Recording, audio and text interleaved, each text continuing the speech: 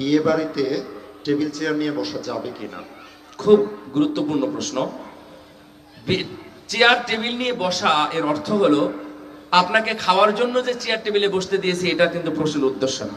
উদ্দেশ্য হলো বিশাল এক প্যান্ডেল তৈরি করা হয়, তারপরে এই দাওয়াতি মেহমানগুলো যেই রাস্তা দিয়ে বের হবেন ওই রাস্তায় ঠিক টেবিল পেতে চেয়ার পেতে বসে থাকা।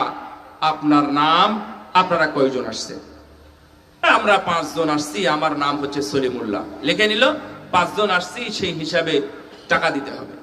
এই হিসাবে টাকা দিতে হবে, টাকা দিয়ে তারপরে ওখান থেকে পার হওয়া। সে 2000, 1500 বা 5000, 7000 টাকা দিয়ে চলে গেল। ওনার প্রশ্ন হলো এটা জায়েজ কিনা? জায়েজ নাই, এটা জায়েজ না। আপনাদের উত্তর খারাপ লাগতেও পারে কিন্তু জায়েজ না। কারণ বিয়ে বাড়িতে খাওয়ান আপনার উদ্দেশ্য কি পয়সার বিনিময়ে খাওয়ানো নাকি বিয়ের দাওয়াত হিসাবে খাওয়ানো? কি কোন দাওয়াত? আমি এখন এক বাড়িতে খেয়ে আসলাম, ডাক্তার নাসির সাহেবের বাড়ি না মনে হয়, ডাক্তার নাসির সাহেবের বাড়িতে খাওয়া দাওয়া করে আসলাম। এখন মাশাআল্লাহ ওনারা খাওয়াইয়েছেন। তো এখন ডাক্তার নাসির সাহেব এসে যদি আমাকে বলেন যে হুজুর খালেন, এখন টাকা দেন না। আপনারা হাসতেছেন কেন? কোরআনের আয়াতের বিরোধী এটা।